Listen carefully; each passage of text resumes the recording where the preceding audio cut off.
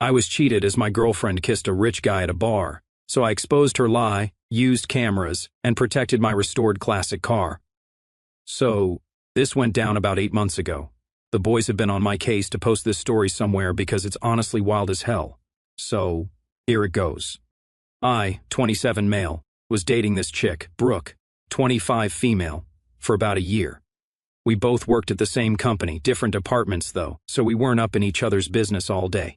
She's a hot brunette, stunning blue eyes and curves in all the right places. She also came from your typical suburban background, simple family, normal upbringing, and all that. Me? I'm doing decent. I've got my own place without roommates and my bills are paid on time. The absolute pride of my existence is this classic '69 Chevy Chevelle I inherited from my uncle. I spent literal years restoring that beast. Midnight blue with white racing stripes, chrome rims, the whole 9 yards. When I'm not working on the car, I'm usually gaming with my buddies Liam and Bobby. I've got a setup that makes them green with jealousy, custom-built PC, 3 monitors, RGB everything, and a gaming chair that basically hugs you like it's trying to propose. My weekend routine was pretty set. Saturday mornings were spent at the garage swapping parts with other car guys, getting oil on my jeans, and arguing about carburetors versus fuel injection for hours.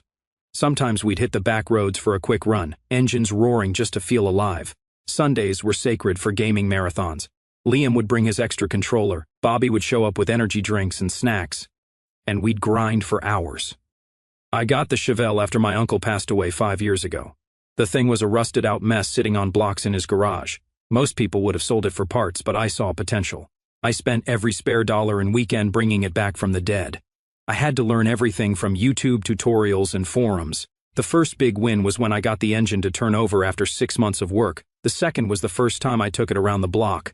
By the time I finished the paint job last year, I'd put more hours into that car than most people put into their college degrees. When I first brought Brooke to meet the guys, it seemed like she fit right in. She'd laugh at Bobby's dumb jokes, and actually seemed interested when Liam talked about his latest PC build.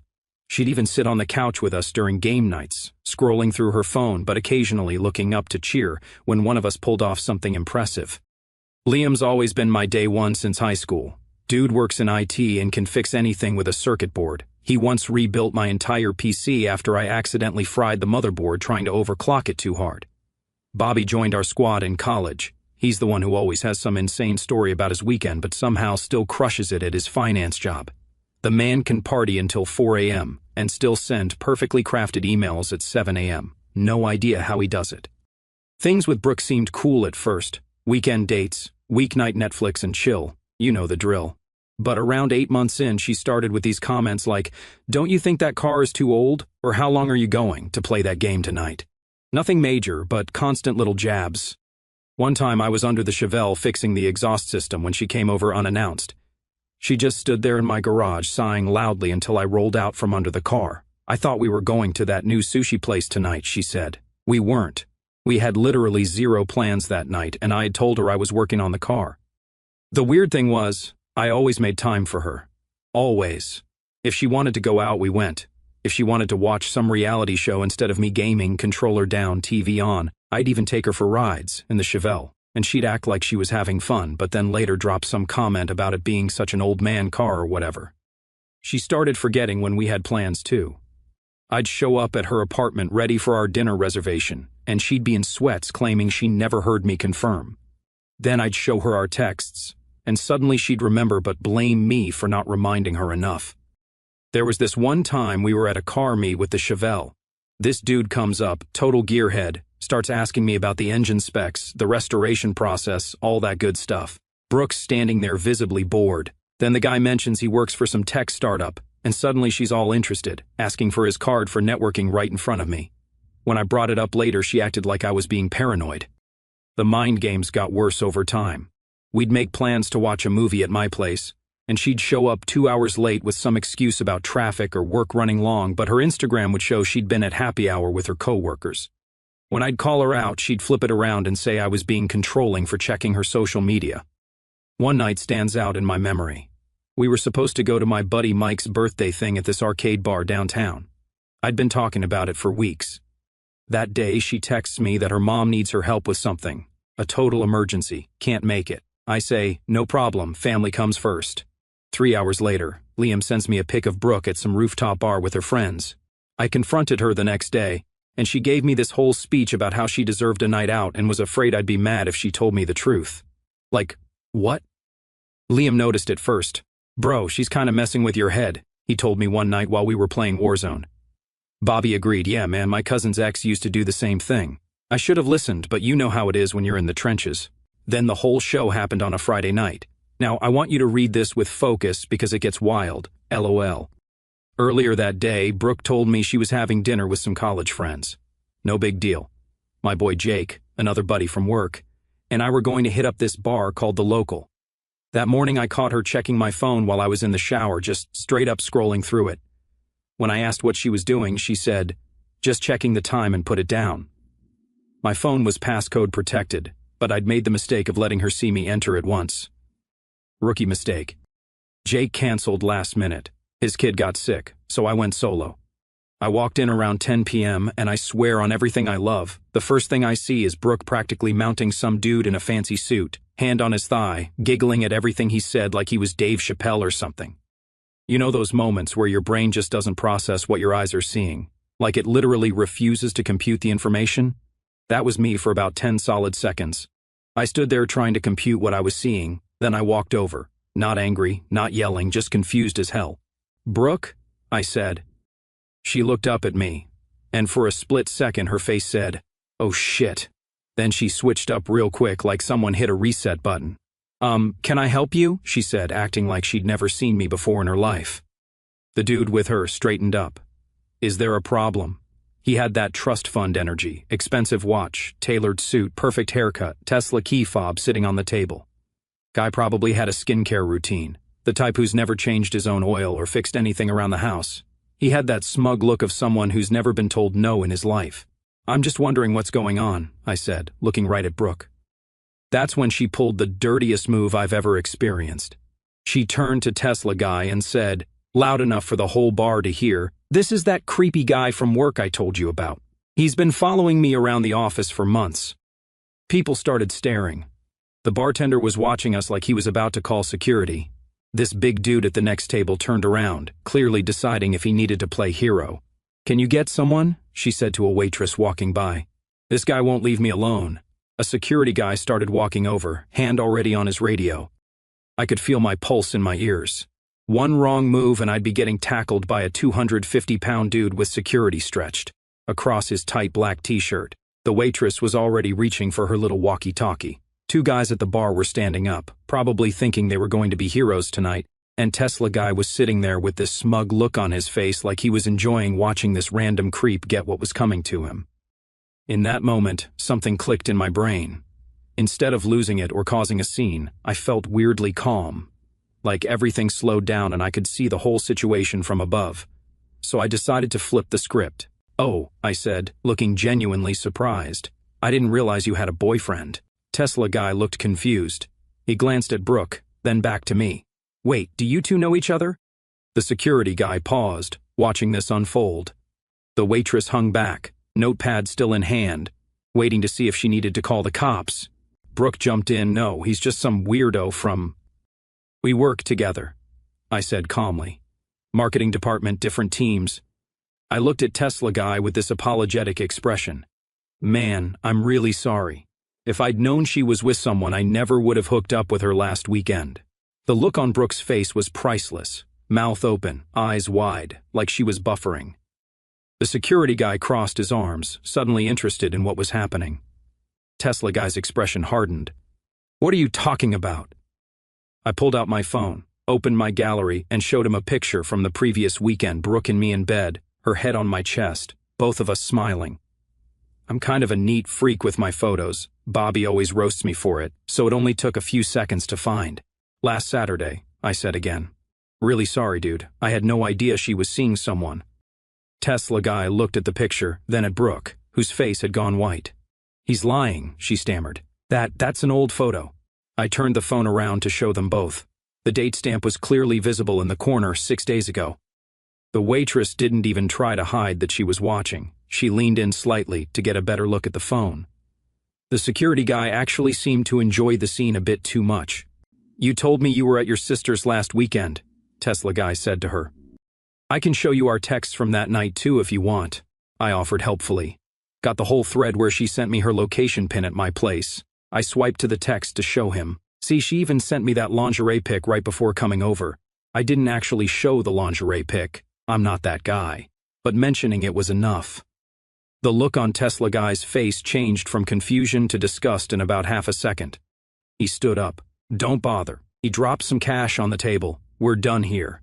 "Wait, I can explain," Brooke started, but he was already walking out. I put my phone away and just stood there for a second. The people at nearby tables were staring. The waitress who Brooke had asked to get security was watching the whole thing. "Enjoy your night," I said to Brooke and walked out. The security guy actually gave me a nod as I passed. "Nice move, bro," he whispered. As I headed for the door, I could hear Brooke starting to cry. Not quiet, dignified tears. Full-on, ugly sobbing. The kind that's meant to get attention and sympathy. I didn't look back. The second I got outside, I texted our group chat with Liam and Bobby. "You won't believe what just happened." Then I drove straight to Liam's place where they were having a poker night. I blocked Brooke's number that night. Deleted her from everything. I didn't care what spin she was going to try. She'd shown me enough. When I got to Liam's, Bobby was already 3 energy drinks deep and demanding details. I laid out the whole story while they just sat there, jaws on the floor. "Bro, what the fuck?" Liam said, actually impressed. "That's some cold-blooded chess move you pulled. Most guys would have gone nuclear." Bobby couldn't stop laughing. "The date stamp on the photo? That's like catching someone with the murder weapon still in their hand." We were in the middle of a poker hand when my phone started blowing up. Brooke called from different numbers, then started getting texts from her friends calling me every name in the book. Screenshots of her telling them I was obsessed with her. Complete opposite of reality. Liam grabbed my phone and read one message out loud in this high-pitched voice. "You're going to regret humiliating her like that."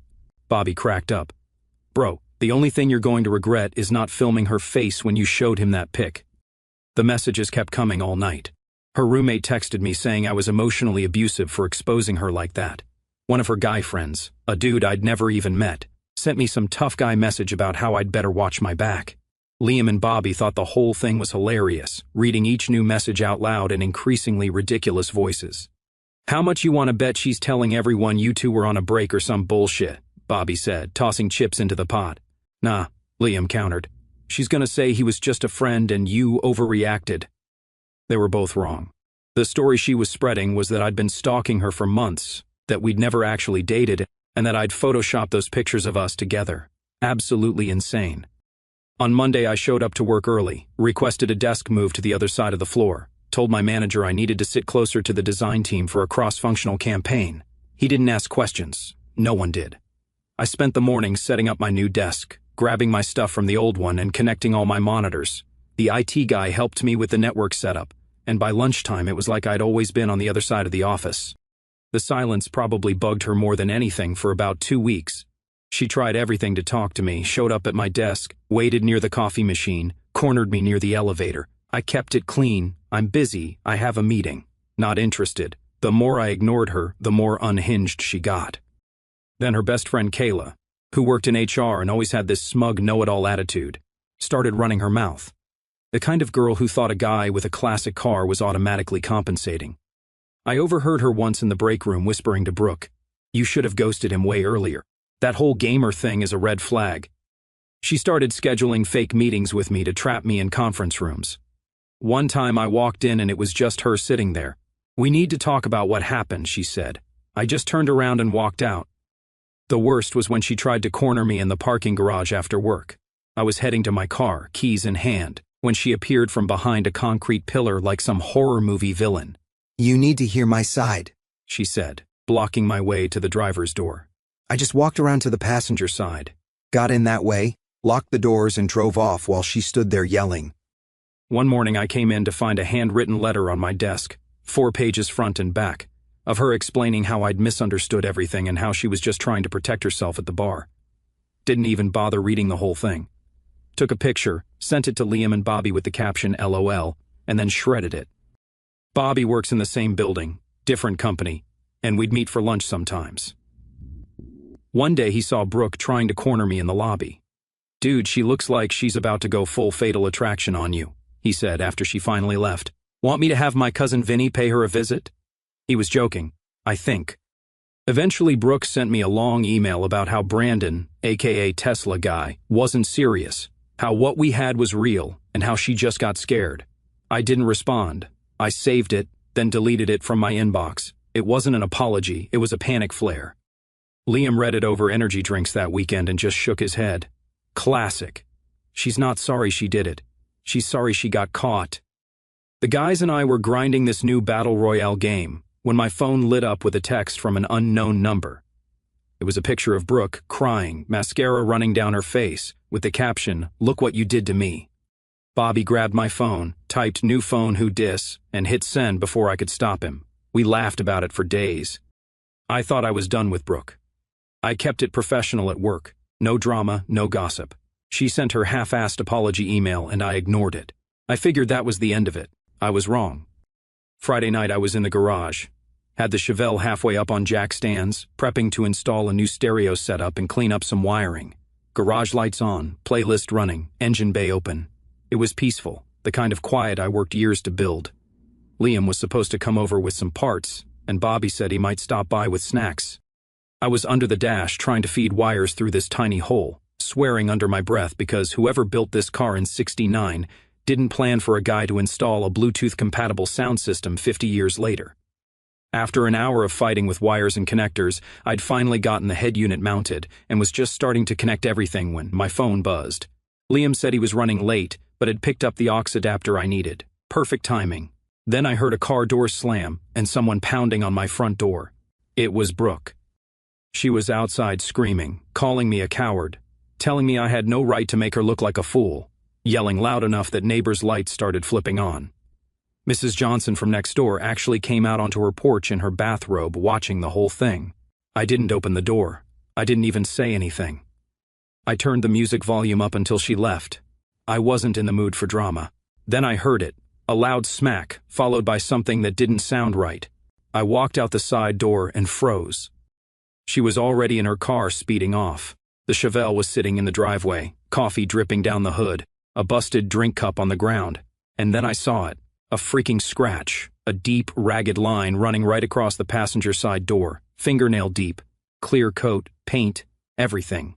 I walked up to it like I was trying not to believe what I was seeing. My freaking car. This now crossed an uncrossable line. And she was dead wrong if she thought I'd let that slide. This wasn't just any scratch. This was deliberate, malicious destruction, a jagged, ugly line that went from the front fender all the way to the rear quarter panel. The kind of damage that makes car guys physically sick to their stomachs.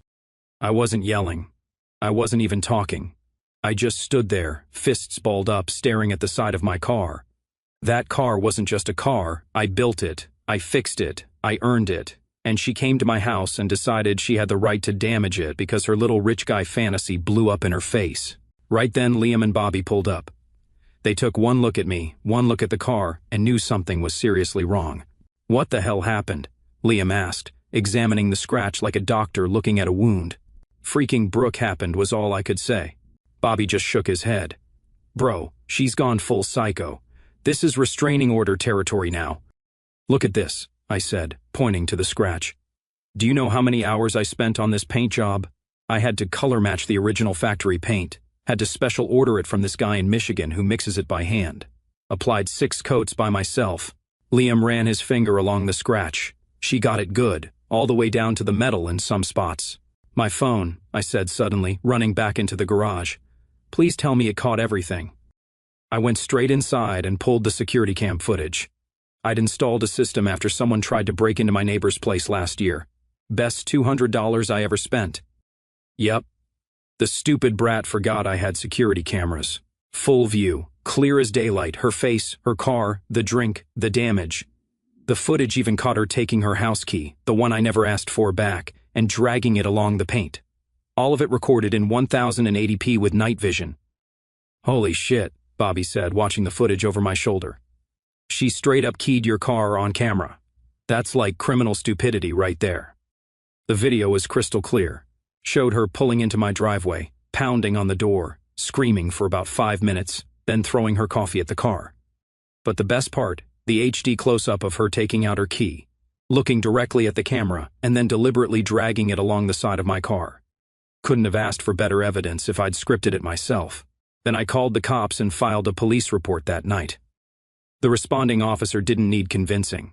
Once he saw the footage, he just nodded and said, "Yeah, she's going to have a bad week."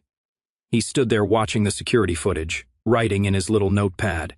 "Classic vandalism, open and shut," he said. "We'll send someone to pick her up in the morning." The cop actually whistled when he saw the Chevelle. "69?" he asked.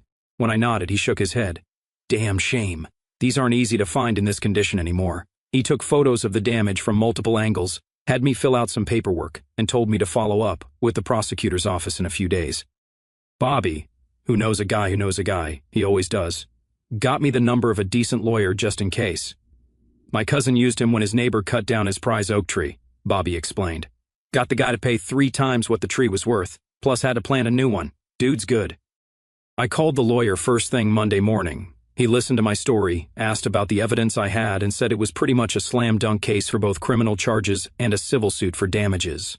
"Keep that video," he warned, "and make backups, multiple backups." Next stop, HR. I wrote a formal complaint to our department lead, copying the HR rep.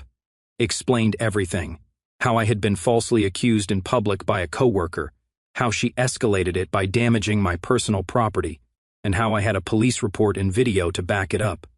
I let the evidence talk, attached the security footage, the police report, and photos of the damage to my email. Added in screenshots of texts she'd sent me after I blocked her number. Used her own words against her. By Monday, Brooke was out. HR didn't make a scene about it, but her desk was cleared and her access card didn't work anymore. No one said anything official. They didn't need to. I heard through the grapevine that security had to escort her out when she showed up that morning. Apparently, she tried to say I was setting her up. The HR lady just played the security footage of her keying my car on the conference room TV and asked if she had anything else to add.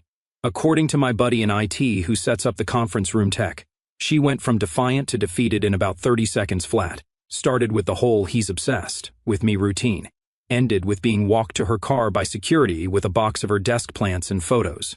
She tried reaching out again, email, texts, even showed up at work one day accidentally before being escorted out.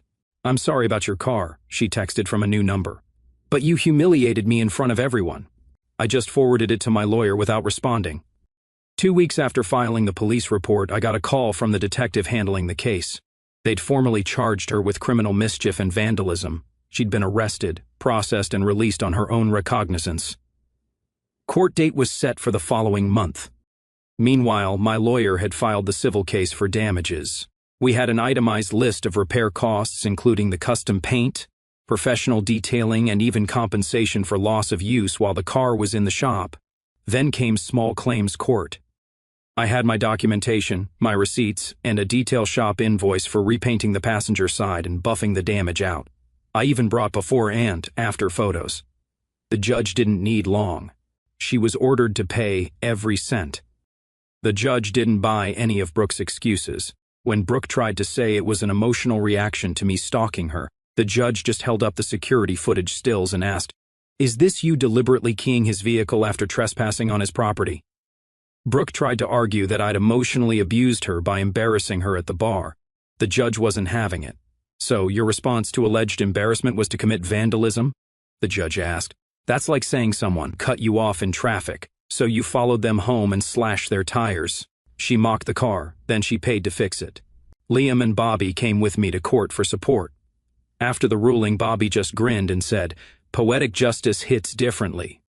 The judge ordered her to pay $3,200 for the repairs plus court costs. When she claimed she couldn't afford it, the judge set up a payment plan, $500 a month until it was paid off, plus interest. On the way out, Brooke tried to approach me in the parking lot. "This isn't fair," she said. "You're ruining my life over a stupid scratch." "Yep," I replied. "This is what happens when you touch my car. Get lost." Then I just got in my car and drove away. Nothing more to say. Later that night, I got an email from her with the subject line, "I hope you're happy." Inside was just a screenshot of her bank account showing the first $500 payment to me. I didn't reply, but yeah, I was pretty happy. That was months ago. I've been doing good since. No girlfriend, no drama, no fake apologies, just peace. Work's been solid. That campaign I was grinding when this all started, it crushed. Got me a raise and a promotion, moved into a better office, got more remote hours, and finally stopped eating sad desk lunches. My new position came with a team to manage, 5 people reporting to me now.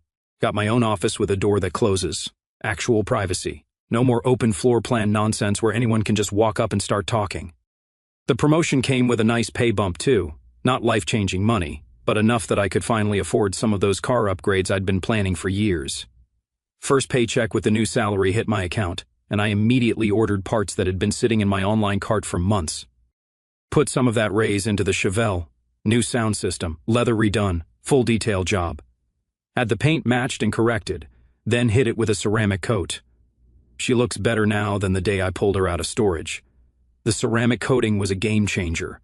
Water beads right off it and minor scratches buff out like nothing. Cost a small fortune, but worth every penny for the peace of mind. Plus it makes the midnight, blue paint, look so deep, you could dive into it. Liam helped me install some upgrades to the engine too. Nothing crazy, just some quality of life improvements that make her purr like a jungle cat. We spent a whole weekend replacing the carburetor with a more efficient one, upgrading the intake manifold, and adding a performance chip that boosted the horsepower by about 15%. The day we finished, we took her out on the empty stretch of highway past the industrial district, hit 110 miles per hour before backing off. The sound of that engine at full throttle is better than any music. Bobby recorded it on his phone from the passenger seat. You can hear him yelling, "Holy shit, dude!" over the engine roar as the speedometer climbs. Posted that clip online and got a bunch of car guys asking for build details. Took her to a classic car show a couple towns over. Drove in early, parked next to a lineup of Camaros and Mustangs. By the end of the day, I walked away with a trophy, best in class. The car show organizer was this old-timer who'd been rebuilding classics for 40 years. He spent like 20 minutes looking over my engine bay, nodding approvingly. "You don't see craftsmanship like this much anymore," he said, handing me the trophy. Gaming setup got a refresh too, new GPU, new headset, bigger monitor. Me, Liam, and Bobby have been grinding this new game after work. No drama, just trash talk, cracked knuckles, and clean wins. Last week, Bobby clutched a 1 versus 4 in the final circle and we lost our minds. Neighbors probably thought someone was being murdered with how loud we were screaming. Also, I had this unexpected encounter a few weeks back. Ran into Brandon, the Tesla guy, at a random coffee shop downtown.